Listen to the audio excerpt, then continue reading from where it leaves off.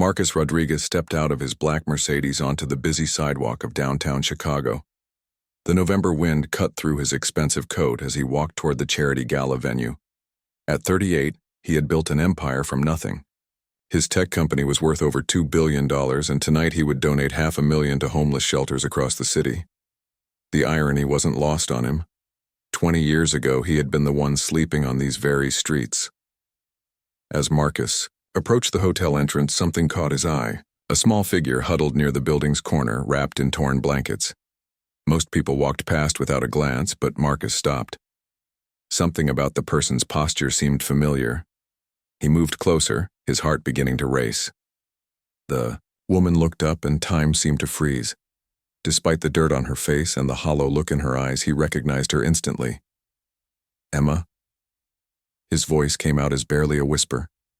The woman stared at him for a long moment, her green eyes wide, with disbelief.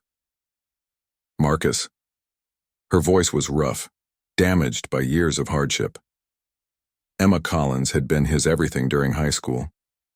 They had grown up in the same poor neighborhood, dreaming together about escaping their circumstances.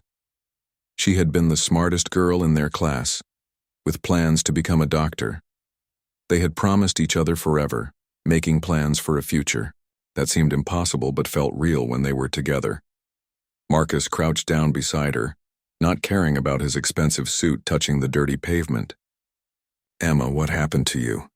Tears began to fall down her weathered cheeks. "I could ask you the same thing," she said, looking at his designer clothes.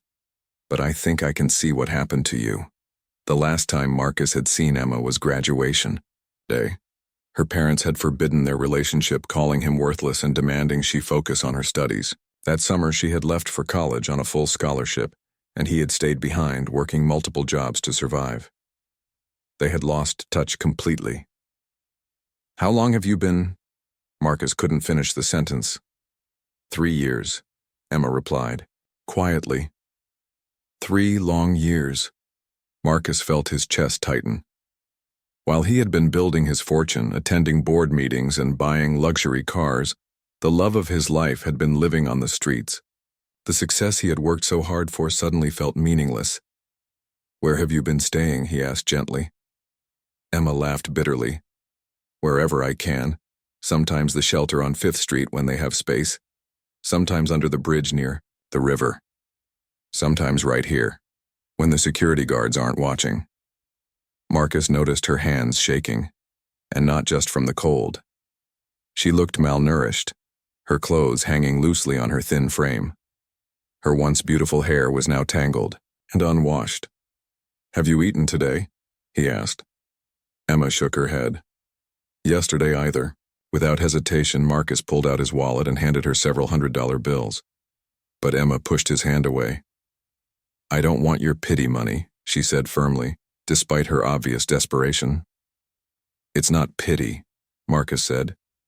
It's me trying to figure out how the smartest person I ever knew ended up here." Emma was quiet for a moment. Then she began to speak, her voice growing stronger. "You remember how I was going to be a doctor? How I was going to save everyone?" Marcus nodded. "I did go to medical school. I graduated at the top of my class. I became a surgeon, just like I planned." Her voice cracked. "But life has a way of destroying even the best plans." Marcus waited, sensing there was much more to her story. "I was working at Chicago General Hospital. I had everything I thought I wanted. A successful career, a nice apartment, respect from my colleagues. But then I made one mistake during a surgery. One small mistake that cost a patient his life." The pain in Emma's eyes was unmistakable. Marcus reached out instinctively, but she pulled back. "The lawsuit destroyed me financially. The guilt destroyed me emotionally. I started drinking to cope with the nightmares. Then I lost my medical license, then my apartment. Then everything else fell apart like dominoes." Marcus felt anger rising in his chest, not at Emma, but at the cruel unfairness of life. Here was a woman who had dedicated her life to helping others, and one tragic moment had cost her everything. "The drinking got worse," Emma continued. "I couldn't hold down any job. My family disowned me completely. Said I was an embarrassment to the family name. My few friends got tired of trying to help someone who couldn't help herself. The sound of expensive cars pulling up to the hotel reminded Marcus where he was supposed to be. Important people were waiting for him inside, ready to celebrate his generosity and success. But he couldn't move from this spot. "Emma, let me help you," he said urgently. "I have money now. I have resources. I can get you back on your feet." Emma studied his face carefully. "Why would you want to help me? I'm not the girl you used to know anymore. I'm broken, Marcus, completely broken." "You're still Emma," Marcus said simply. "You're still the girl who tutored me in math when I was failing. You're still the person who believed in me when no one else did. You're still the woman I—" He paused, unsure if he should finish the sentence. "The woman you what?" Emma asked softly. Marcus looked into her eyes and saw a flicker of the girl he had fallen in love with all those years ago. "The woman I never stopped loving." The admission hung in the cold air between them. Emma's expression changed, surprise, replacing the hardness that had settled in her features. Before either of them could say another word, Marcus's assistant appeared at his side. "Mr. Rodriguez, they're waiting for you inside. The ceremony is about to begin." Marcus looked between his assistant and Emma, torn between his responsibilities and his heart. The gala represented everything he had built, everything he had worked for. But Emma represented everything he had lost along the way. "Give me 5 minutes," he told his assistant, who looked confused but nodded and walked away. Marcus turned back to Emma, his mind racing with possibilities and fears. He had found her again after 20 years, but she was not the same person who had left for college with such bright hopes, and he was not the same boy who had watched her go, powerless to follow. The question now was whether two broken people could find a way to heal each other, or if too much time and pain had passed between them. Marcus looked at the hotel entrance, then back at Emma, knowing that whatever decision he made in the next few moments would change both of their lives forever. Marcus made his decision in an instant. He stood up and extended his hand to Emma. "Come with me." Emma stared at his outstretched hand as if it were a dangerous animal. "Where?" "Away from here. Somewhere warm. Somewhere safe." Marcus kept his hand extended, waiting patiently. "I can't go into that fancy hotel looking like this," Emma said, gesturing to her dirty clothes and tangled hair. "Then we won't go to the hotel," Marcus replied without hesitation. He pulled out his phone and quickly typed a message to his assistant, informing him that an emergency had come up and he would have to miss the gala. Emma watched in amazement as Marcus essentially walked away from what was clearly an important business event. "You're going to get in trouble for this." "Let me worry about that," Marcus said. He gently took her arm and helped her to her feet.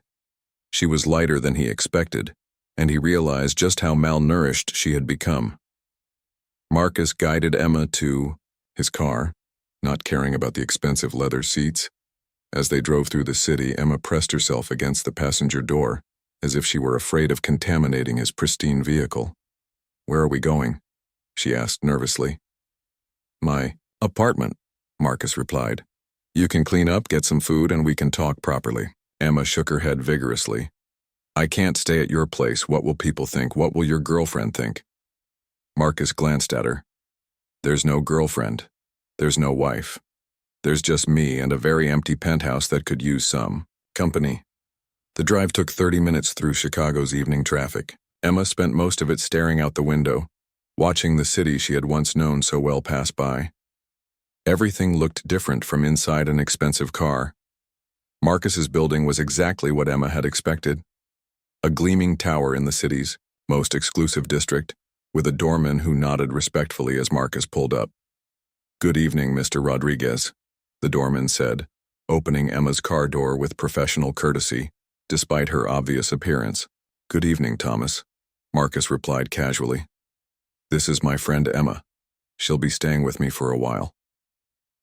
Emma noticed that Thomas didn't even blink at her appearance. She wondered how many unusual situations he had encountered working for wealthy residents. The elevator ride to the 40th floor was silent. Emma caught glimpses of herself in the polished metal walls and cringed. She looked like exactly what she was, a homeless woman who hadn't bathed in weeks. Marcus's apartment was breathtaking. Floor-to-ceiling windows offered a spectacular view of the city skyline. The furniture was modern and expensive, but somehow the space felt cold and impersonal.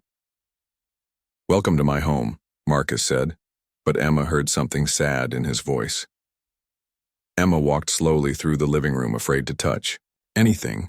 "It's beautiful," she said, though she couldn't shake the feeling that it felt more like a museum than a home. "The bathroom is down the hall," Marcus said gently. "There are clean towels in the closet, and I'll find you some clothes. Take as long as you need." Emma hesitated. "Marcus, I don't want to impose. Maybe this was a mistake." Marcus walked over to her and placed his hands gently on her shoulders. "Emma, 20 years ago you believed in me when I had nothing. When everyone else saw a poor kid with no future, you saw potential. Now I'm asking you to let me believe in you."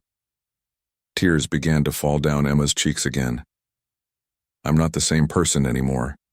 I've done things. I've made choices that you wouldn't understand. Try me," Marcus said softly. Emma looked away. The drinking wasn't the worst part. When you're homeless and desperate, you do things to survive. Things that would shock the girl you used to know. Marcus felt his heart break a little more. "Nothing you've done changes who you are to me." Emma laughed bitterly. "You say that now, but you don't know. Last winter I stole food from a convenience store. I lied to charity workers to get extra meals. I even—" She stopped, unable to continue. "Even what?" Marcus asked gently. "I sold things. Personal things. My body." The words came out as barely a whisper. When you're hungry enough, when you're desperate enough, your morals become luxuries you can't afford. Marcus felt anger flare inside him, not at Emma, but at a world that could push someone so far. "That doesn't define you," he said firmly. Emma looked at him with amazement. "How can you say that? How can you look at me and not see what I've become?" "Because I see who you've always been underneath," Marcus replied. "I see the girl who spent her lunch money to buy food for kids who had less.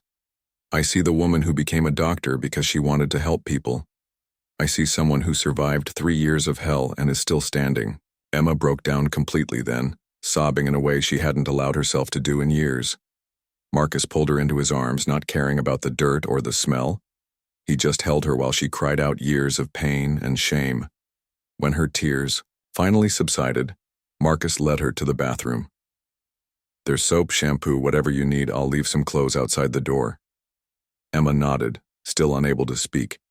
As she disappeared into the bathroom, Marcus went to his bedroom and searched through his closets. Most of his clothes would be too big for her, but he found some sweatpants and a soft sweater that might work. While Emma showered, Marcus called his housekeeper and asked her to prepare a gentle meal. Something nutritious, but easy on a stomach, that wasn't used to regular food. He also made another call to his personal doctor. "Dr. Williams, I need you to make a house call tomorrow morning. A friend of mine needs medical attention, but she's not comfortable going to a hospital." 45 minutes later, Emma emerged from the bathroom. The transformation was startling. Clean and wearing his clothes, she looked much more like the girl Marcus remembered, though still painfully thin and marked by hardship. "Feel better?" Marcus asked. Emma nodded. "I'd forgotten what hot water felt like." Marcus had set up dinner in his dining room. Simple soup, bread, and tea. Emma approached the food cautiously, as if she expected it to disappear. "It's okay," Marcus said, sitting across from her. "Eat as much as you want." Emma took small, careful bites at first, then gradually ate with more enthusiasm. Marcus watched her, his heart aching at how grateful she seemed for such a basic meal. "Tell me about your business," Emma said eventually, clearly trying to change the subject from her own troubles. Marcus told her about starting his tech company, about the long hours and the struggles of the early years. But as he talked, he realized how hollow his success felt. He had everything he thought he wanted, but he had no one to share it with. "You always said you'd make something of yourself." Emma said with a small smile. I just never imagined it would be this big. What about you? Marcus asked gently. Tell me about medical school. Tell me about the good times before everything went wrong. Emma's face lit up slightly as she talked about her residency, about the patients she had helped, about the feeling of making a real difference in people's lives. For a few moments, Marcus could see glimpses of the passionate, driven girl he had fallen in love with. But as the evening wore on, the weight of the present returned. Emma looked exhausted, and Marcus realized she probably hadn't slept safely in months. You should rest, he said. The guest bedroom is all set up for you. Emma looked uncertain. Marcus, I want you to know that I appreciate this more than I can say, but I can't stay here indefinitely. I can't become your charity case. Marcus leaned forward. This isn't charity, Emma. This is two old friends helping each other. How am I helping you? Emma asked with skepticism. Marcus was quiet for a moment. You're reminding me what it feels like to care about something other than stock prices and board meetings. Emma studied his face. You're not happy, are you? Despite all this success? Marcus shook his head. I thought achievement would be enough. I thought if I could just make enough money, have enough success, I'd feel fulfilled. But I've been running on empty for years. Emma reached across the table and touched his hand gently. Maybe we can figure out how to fix each other.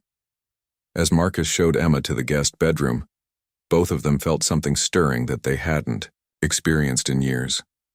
Hope. It was fragile and uncertain, but it was there. Neither of them slept much that night. Emma lay in the comfortable bed, afraid to believe that this was real. Marcus stood at his window, looking out at the city and wondering if he was strong enough to help Emma rebuild her life, or if her problems would prove too much for both of them. The next morning, Marcus woke to find Emma already awake, sitting in his living room and staring out at the city. She had made coffee and was holding the mug like it was precious. How did you sleep? Marcus asked, settling beside her on the couch. Better than I have in 3 years, Emma admitted. I kept waking up, afraid I was dreaming. Dr. Williams arrived at 10 o'clock sharp. He was Marcus's personal physician, a kind man in his 60s who had been treating wealthy families for decades. Marcus had briefed him on Emma's situation, and the doctor approached her with gentle professionalism. Ms. Collins, I'm here to make sure you're healthy, Dr. Williams said warmly. Marcus tells me you've been having a difficult time. Emma was initially resistant to the examination, but Dr. Williams's bedside manner put her at ease. After a thorough checkup, he spoke privately with Marcus. She's malnourished and dehydrated, but nothing that can't be addressed with proper nutrition and care, the doctor explained. However, I'm concerned about her emotional state. She shows signs of severe depression and possible PTSD. I'd recommend she speak with a mental health professional. Marcus nodded. Can you recommend someone? Dr. Sarah Chen is excellent with trauma cases. She's discreet and very effective. After the doctor left, Marcus found Emma back at the window. What are you thinking about? He asked. I'm thinking about how surreal this all is, Emma replied. Yesterday morning I was digging through trash cans for food. Now I'm in a penthouse, with a personal doctor making house calls. Marcus sat beside her again. How does that feel? Emma was quiet for a long moment. Terrifying, she finally admitted. Because I know it can't last. Good things don't happen to people like me anymore. What do you mean, people like you? Emma turned to face him. Failures, addicts, people who throw away everything good in their lives. Marcus felt frustration rising. Emma, you didn't throw anything away. You made a mistake during surgery. Doctors make mistakes. It's tragic, but it doesn't make you a failure. It was more than a mistake, Emma said quietly. I was drinking before that surgery. Not heavily, but enough that my hands weren't as steady as they should have been. That man died because I was trying to numb my pain instead of dealing with it. The admission hung in the air between them. Marcus could see the shame and guilt eating away at Emma from the inside. Have you ever talked to anyone about this? Marcus asked gently. Emma shook her head. Who would I talk to? Other homeless people have their own problems, and I couldn't afford therapy. Marcus made a decision. I want you to meet someone, Dr. Chen. She specializes in helping people work through trauma. Emma immediately became defensive. I don't need a shrink telling me what I already know. What do you already know? That I'm broken. That I destroyed an innocent person's life because I was too weak to handle my problems. That I deserve everything that happened to me afterward. Marcus turned to face her fully. Emma, listen to me. You are not broken beyond repair. You are not worthless. You are a woman who went through something traumatic and didn't have the support system to help you process it properly. You don't understand, Emma said, her voice rising. You've never killed anyone. You've never had someone's blood on your hands. Marcus was quiet for a moment. You're right, I haven't. But I have destroyed people in other ways. Emma looked at him with surprise. You think building a billion-dollar company happens without casualties? Marcus continued. I've bought out competitors and put thousands of people out of work. I've made decisions that prioritize profit over people's livelihoods. The difference is, society celebrates my ruthlessness and calls it business success. Emma studied his face. That's not the same thing, isn't it? We both made choices that hurt people. The difference is your intentions were always to help even when things went wrong. Mine were often purely selfish. They sat in silence for a while, both lost in their own thoughts. What happens now? Emma finally asked. Now we take it one day at a time, Marcus replied. We get you healthy. We get you the help you need. And we figure out what comes next. And what if I can't get better? What if I'm too damaged? Marcus took her hand. Then we'll deal with that too. But I'm not giving up on you, Emma. I won't make that mistake again. Over the next few days, they settled into a routine. Emma would sleep late, still recovering from years of poor rest. Marcus would work from home when possible, checking on her between meetings. In the evenings, they would talk for hours, slowly rebuilding the connection they had lost 20 years earlier. But it wasn't easy. Emma had moments of panic where she would talk about leaving, convinced she didn't deserve Marcus's help. She had nightmares about the surgery that had gone wrong. Sometimes she would disappear for hours, walking the streets of Chicago, drawn back to the familiar world of homelessness. On one such evening, Marcus found her sitting on a bench in a nearby park staring at nothing. I thought you might be here, he said, sitting beside her. I don't know how to live like a normal person anymore, Emma admitted. In your apartment, I feel like I'm playing dress-up in someone else's life. It takes time, Marcus said. You've been surviving for 3 years. Learning how to live again won't happen overnight. Emma looked at him. Why are you doing this, really? You could have any woman you want. You could find someone successful and put together who would fit into your world perfectly. Marcus was quiet for a long moment. Do you remember the night before graduation? We were sitting on your roof talking about our dreams. Emma nodded. You said something that night that I never forgot. You said that success without someone to share it with is just sophisticated loneliness. You were right. I've been sophisticatedly lonely for 20 years. Emma felt tears welling up in her eyes. But I'm not the girl you fell in love with anymore. That girl is gone. Maybe, Marcus said. But I'm not the same boy either. We're both different people now. The question is whether these new versions of ourselves can find their way to each other. Emma leaned against his shoulder, feeling his warmth and strength. I'm scared, Marcus. I'm scared of hoping for something good because I don't know if I can survive losing it again. Then don't hope for something good, Marcus said softly. Just hope for something better than yesterday. That's enough for now. As they walked back to his apartment, Emma felt something shifting inside her. It wasn't hope exactly, but it wasn't despair either. It was the possibility that maybe, just maybe, her story wasn't over yet. The next morning, Emma surprised Marcus by asking about Dr. Chen. I think I'm ready to talk to someone, she said quietly. Marcus smiled. I'll call her today. But I want you to know something first, Emma continued. If we're going to try this, if we're going to see if we can make something work between us, I need to be completely honest about everything, all of it. Marcus nodded. I'm ready to listen. Emma took a deep breath. Then let me tell you about the things I did to survive. Let me tell you about the person I became when I had nothing left to lose. Marcus took her hand and squeezed it gently. I'm not going anywhere. For the first time in years, Emma believed that someone meant it when they said they wouldn't abandon her. It was a fragile belief, but it was a beginning. Emma's first therapy session with Dr. Chen was scheduled for the following Tuesday. Marcus offered to drive her, but Emma insisted on taking the bus. She needed to prove to herself that she could navigate the world independently, even in small ways. Dr. Chen's office was warm and welcoming, filled with soft lighting and comfortable furniture. The therapist herself was a woman in her 40s with kind eyes and a gentle demeanor that immediately put Emma at ease. Thank you for coming, Emma, Dr. Chen said as they settled into their chairs. Marcus told me a little about your situation, but I'd like to hear your story in your own words.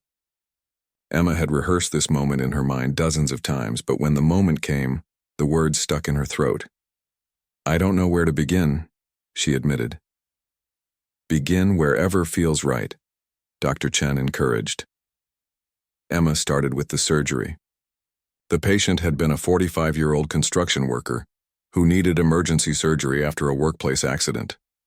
Emma had been on call for 36 hours straight, and she had been drinking the night before to cope with the stress of her residency. His name was David Martinez, Emma said quietly. He had 3 children.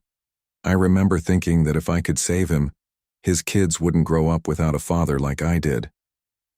Dr. Chen listened without judgment as Emma recounted the surgery in painful detail, how her hands had shaken slightly during a crucial moment, how a single slip had caused catastrophic bleeding, how she had fought for 2 hours to save David's life before he finally died on the table. The investigation showed that even a perfectly sober surgeon might have lost David that night, Emma continued. His injuries were severe, but I knew the truth. I knew that my drinking had played a role, even if it couldn't be proven. What happened after the surgery? Dr. Chen asked gently.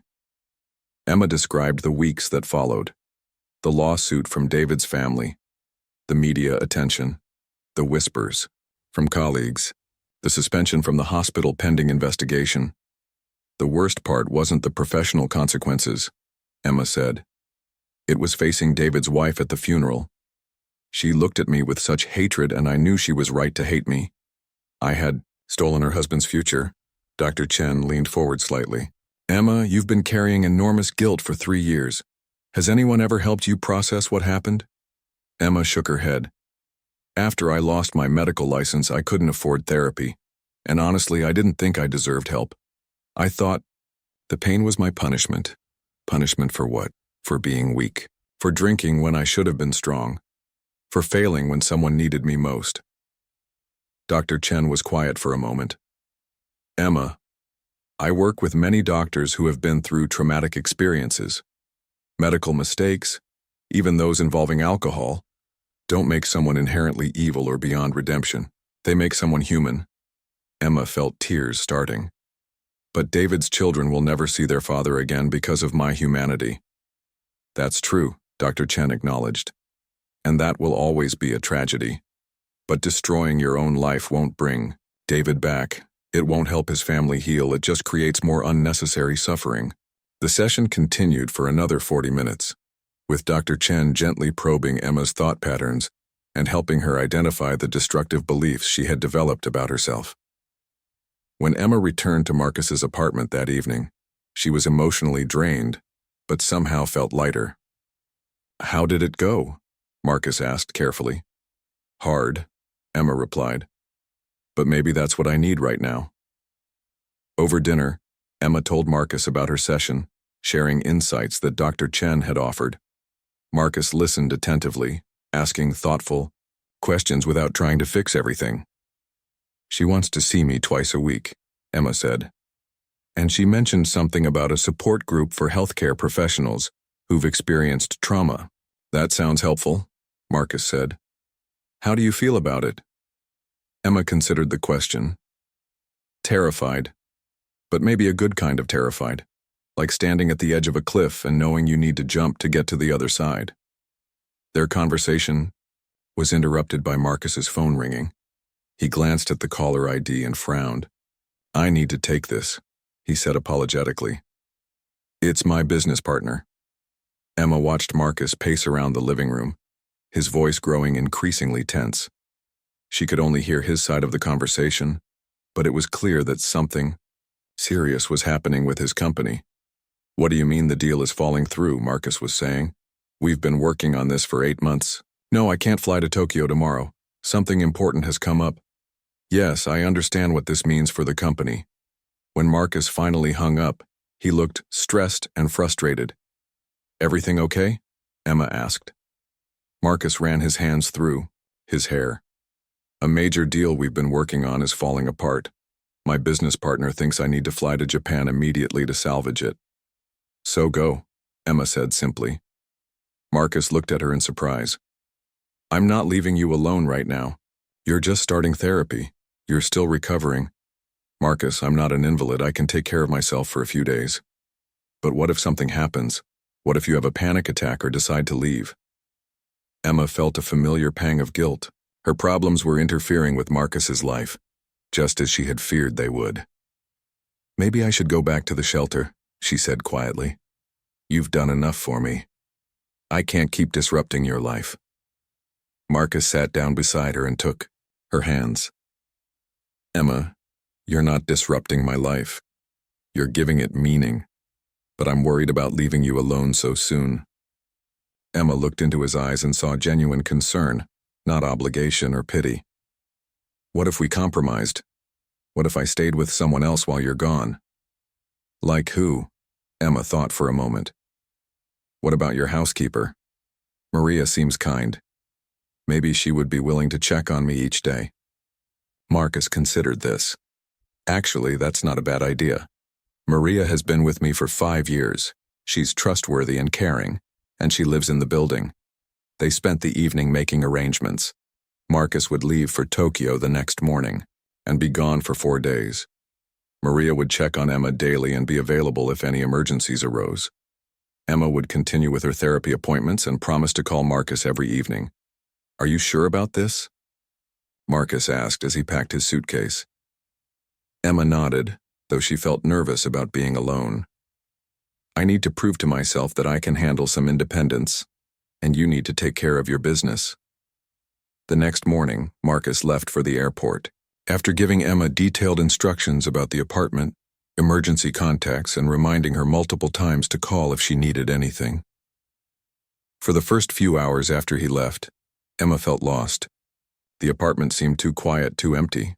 She found herself gravitating toward the front door several times, fighting the urge to leave and return to the familiar chaos of street life. But each time she felt the pull to run, she remembered her promise to Marcus and her commitment to Dr. Chen. Instead of leaving, she forced herself to engage in normal activities. She read books from Marcus's extensive library. She practiced basic cooking skills that she had forgotten during her years of homelessness. She even attempted some of the meditation techniques Dr. Chen had taught her. On the second day, Maria invited Emma to help her with some light housekeeping. As they worked together, Maria shared stories about her own difficult past, immigrating to America with nothing and slowly building a life for herself and her children. Mr. Marcus, he's a good man, Maria told Emma as they folded laundry together, but he's been so lonely. Since you came, I see him smile more. I'm not sure I'm good for him, Emma admitted. I have so many problems. Maria looked at her seriously. Everyone has problems, Mija. The question is whether you face them together or let them destroy you alone. That evening, when Marcus called from Tokyo, Emma had good news to share. She had successfully navigated 2 days on her own without running away or having a major breakdown. I'm proud of you, Marcus said, and Emma could hear the relief in his voice. How are the business meetings going? Emma asked. Marcus was quiet for a moment. Honestly, not well. The deal is probably dead. We'll lose a lot of money. I'm sorry, Emma said. Is there anything I can do to help? Marcus laughed softly. Just keep being okay. That's all I need right now. After they hung up, Emma realized something had shifted. For the first time since Marcus had found her on the street, she wasn't just focused on her own survival and recovery. She was genuinely concerned about his well-being, too. Maybe, she thought, this was what healing looked like. Not just learning to take care of yourself again, but rediscovering the capacity to care for others. The next day, Emma did something that surprised even herself. She researched Marcus's company online and spent hours learning about the business deal he was trying to save. She even drafted some strategic suggestions based on her analytical skills, which had always been one of her strengths. When Marcus called that evening, Emma was ready with more than just updates on her therapy progress. I've been thinking about your Tokyo situation, she said. What if you approach the problem from a different angle? Marcus returned from Tokyo with surprising news. Emma's business insights had helped him salvage the deal, though in a completely different form than originally planned. Instead of a simple acquisition, they had negotiated a joint venture that could prove even more profitable. You saved my company, Marcus told Emma as he unpacked in his bedroom. Emma, who was helping him put away his clothes, shook her head. I just offered some ideas. You did all the actual work. Emma, my team has been working on this for months. You looked at it for one day and saw solutions we had missed completely. Emma felt a warmth she hadn't experienced in years. The feeling of being useful, of having her intelligence valued. It was intoxicating after so long feeling worthless. Maybe I could help with other projects, Emma said tentatively. I mean, if you think it would be helpful. Marcus stopped unpacking and looked at her seriously. Are you asking for a job? The question hung in the air. Emma felt panic rising. She was getting ahead of herself, presuming too much. I'm sorry, she said quickly. That was presumptuous. I don't have any current qualifications, and I know you're just being kind, Marcus interrupted her. Emma, that wasn't rejection, that was surprise. Yes, I think you could be incredibly valuable to my company, but I want to make sure you're doing it for the right reasons. What do you mean? I mean, are you interested in business because you genuinely want to rebuild your career, or because you feel obligated to pay me back for helping you? Emma considered the question honestly. Both, maybe. I do feel like I owe you something, but also yesterday when I was researching your company, I felt alive in a way I haven't in years. My brain was working again, solving problems, seeing patterns. I'd forgotten how good that felt. Marcus smiled. Then let's talk about it seriously. But first, I want you to continue with therapy for a few more weeks. I want you to be making decisions from a place of strength, not desperation. Emma agreed, though she was impatient to start contributing something meaningful to Marcus's life beyond just being a burden. Over the next month, Emma threw herself into therapy with Dr. Chen. They worked through the trauma of David Martinez's death, exploring Emma's perfectionism and her tendency to define her worth entirely through her professional success. You've placed so much of your identity in being a doctor, Dr. Chen observed during one session. What happens to Emma Collins when she's not performing surgery? I don't know, Emma admitted. I've never really thought about it. Maybe it's time to find out. Emma also joined the support group Dr. Chen had mentioned. Sitting in a circle with other healthcare professionals who had experienced trauma was initially uncomfortable, but gradually became healing.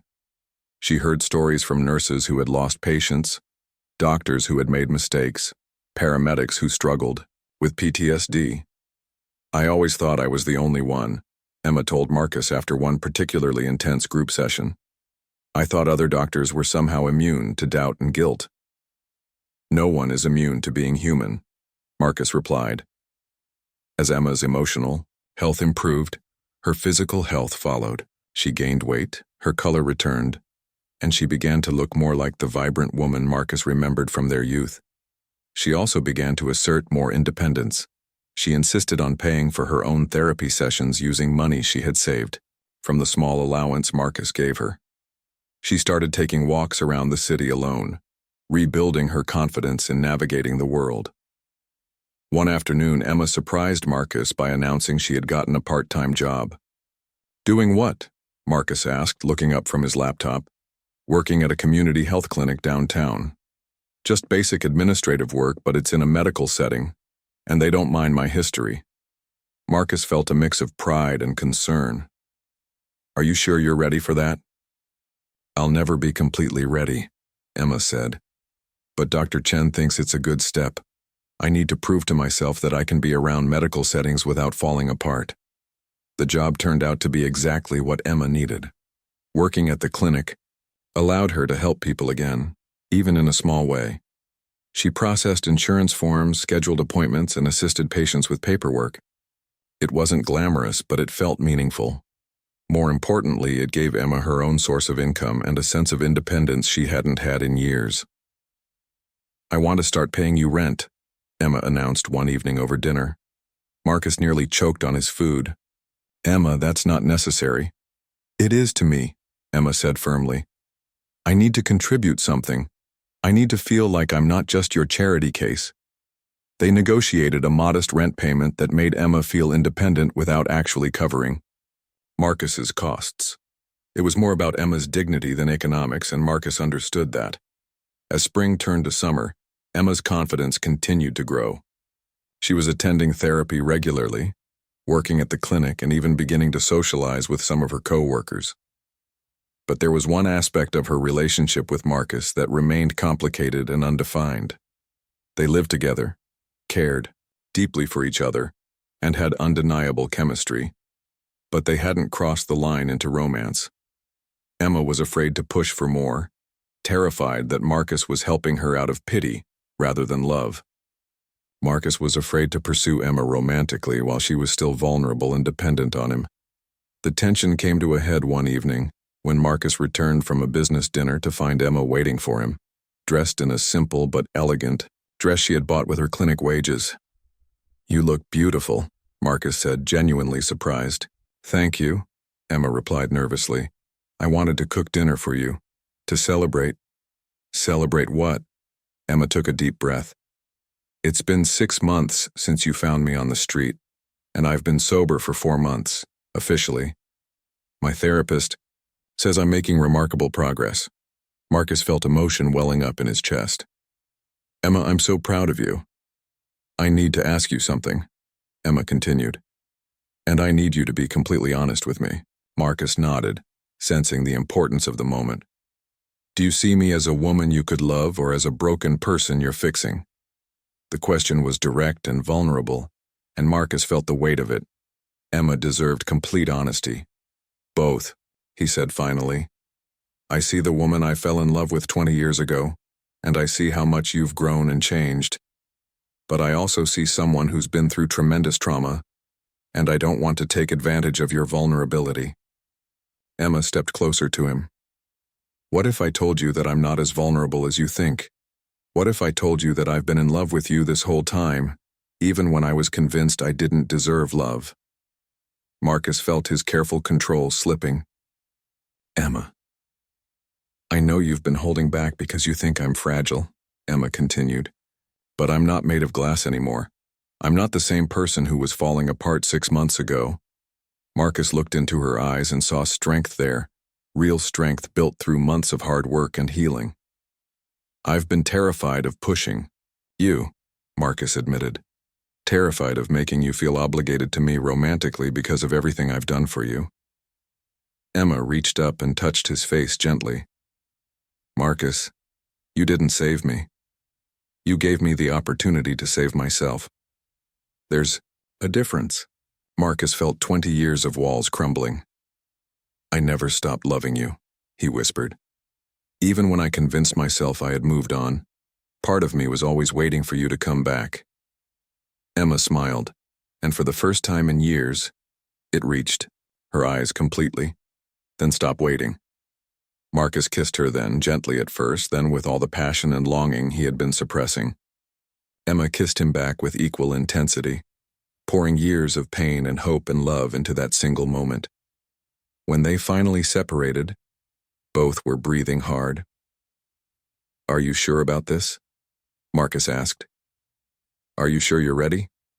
Emma nodded. I'm sure. But I need you to know something first. What? I may never be completely healed. I may always have difficult days. I may always carry some guilt about David Martinez. If we're going to be together, you need to accept that I'm not going to be perfect. Marcus pulled her closer. I don't want perfect. I want real. I want you exactly as you are, scars and all. Emma felt tears of joy streaming down her face. Then you have me.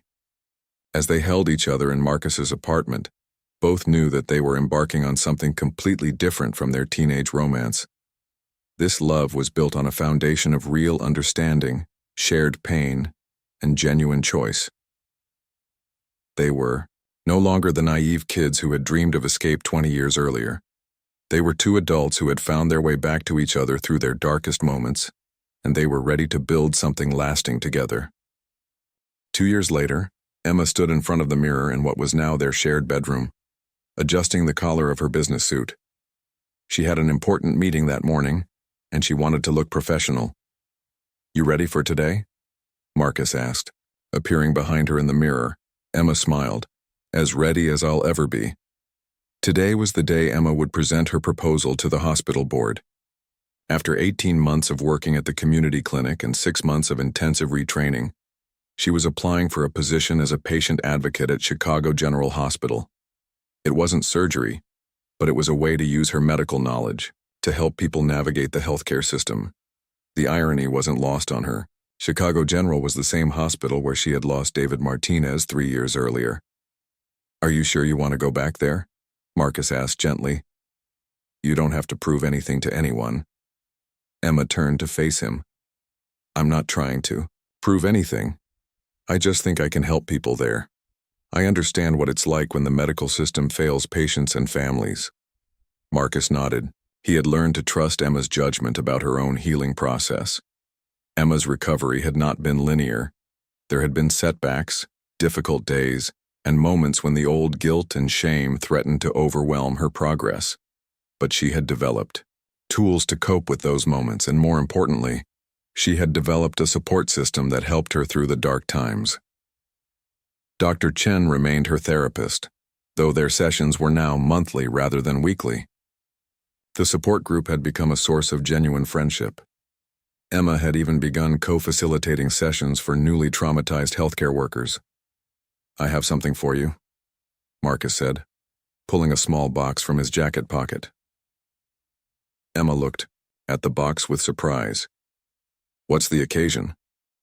No occasion, I just wanted to give you something to remind you how far you've come. Inside the box was a simple silver necklace with a small pendant shaped like a phoenix. Emma felt tears welling up in her eyes. Marcus, it's beautiful. Read the back, he said softly. Emma turned the pendant over and found an engraving. Rising. From ashes, stronger than before. I know you don't like to think of yourself as a survivor, Marcus said, as he fastened the necklace around her neck. But you are. You survived losing everything and found a way to build something new. Emma touched the pendant gently. We built something new. Their relationship had evolved into something deeper and more stable than either had thought possible. They had learned to support each other's growth without losing their individual identities. Emma had insisted on maintaining her own apartment for several months before moving in with Marcus permanently, needing to prove to herself that she was choosing love, not dependence. Marcus's business had thrived with Emma's input. She had a natural talent for strategic thinking and had become an unofficial consultant on several major deals. Marcus had repeatedly offered to make her a formal business partner, but Emma had declined. She wanted to rebuild her career in healthcare, not simply step into Marcus's world. The meeting at Chicago General went better than Emma had dared hope. The hospital board was impressed by her proposal to create a comprehensive patient advocacy program. They were particularly interested in her idea to provide support for families dealing with medical mistakes and unexpected outcomes. Dr. Collins, the chief of staff, said at the end of her presentation, "Your understanding of both the medical and human sides of healthcare is exactly what our patients need." Emma was offered the position on the spot, with the opportunity to build the patient advocacy program from the ground up. When she called Marcus with the news, she could hear his pride and excitement through the phone. "I'm so proud of you," he said. "But more importantly, how do you feel?" Emma considered the question. Nervous, excited, ready. That evening, Marcus surprised Emma with a celebration dinner at the restaurant where they had shared their first official date after reuniting. As they sat across from each other, Emma marveled at how different her life had become. "Do you ever wonder what would have happened if we hadn't lost touch after high school?" Emma asked. Marcus shook his head. "I try not to think about alternate timelines. I think we both needed to go through what we went through to become the people we are now." Emma nodded. "I used to think my life was ruined after the surgery. I thought I had lost everything that mattered. But now I realize that losing everything was what made room for something better." Better how? Emma thought for a moment. "When I was a surgeon, I was so focused on being perfect that I forgot why I wanted to become a doctor in the first place. I lost sight of the human element. Now everything I do is about the human element." Marcus reached across the table and took her hand. "You know what I love most about you now?" "What?" "You're not afraid of your imperfections anymore. You've learned to see them as part of your strength rather than weaknesses to hide." Emma squeezed his hand. "I learned that from you. You loved me when I was broken, and you helped me see that being broken doesn't mean being worthless." As they walked home through the Chicago streets, Emma found herself thinking about David Martinez. She would always carry the weight of his death, but it no longer consumed her. Instead, it had become part of her motivation to help other families navigate medical crises with better support and understanding. "I want to tell you something," Emma said as they entered their apartment. Marcus looked at her attentively. "I've been thinking about David Martinez a lot lately. Not in the obsessive way I used to, but in a different way." Marcus waited for her to continue. "I think he would approve of what I'm doing now. I think he would want his death to lead to something that helps other people rather than just destroying me." Marcus felt emotion welling up in his chest. This was perhaps the most significant sign of Emma's healing, her ability to transform tragedy into purpose. "I think you're right," Marcus said softly.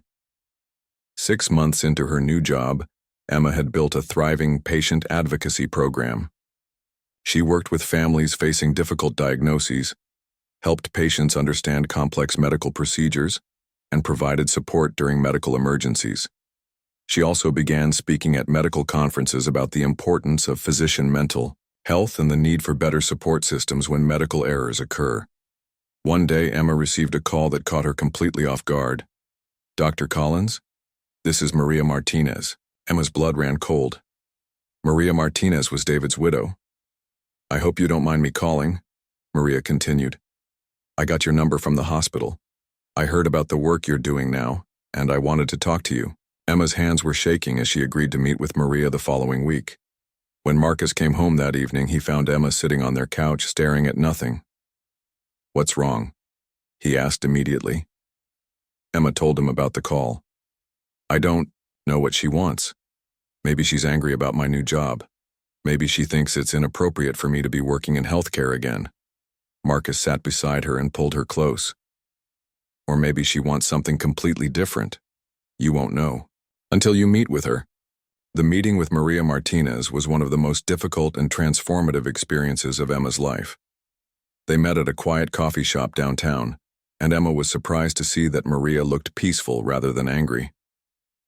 "I wanted to thank you," Maria said after they had ordered their drinks. Emma was stunned. "Thank me? For what?" "For not giving up," Maria replied. "For finding a way to turn your pain into something that helps people." Emma felt tears starting.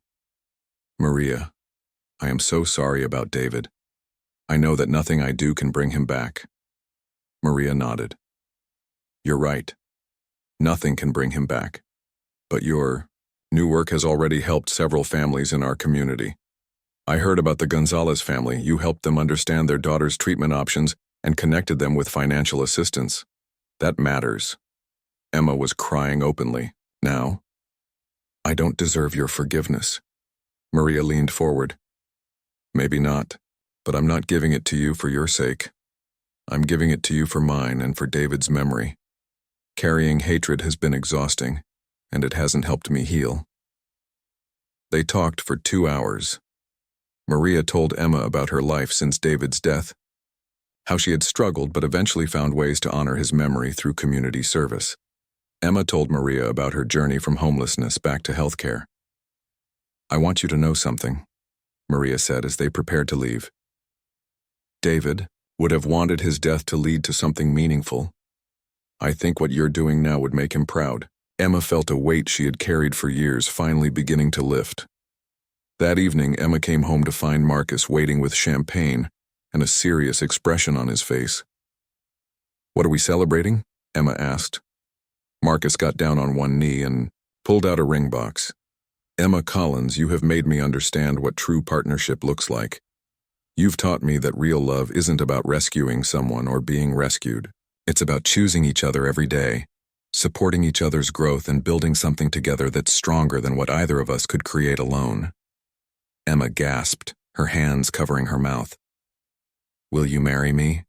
Marcus asked. Emma didn't hesitate. "Yes. Absolutely yes."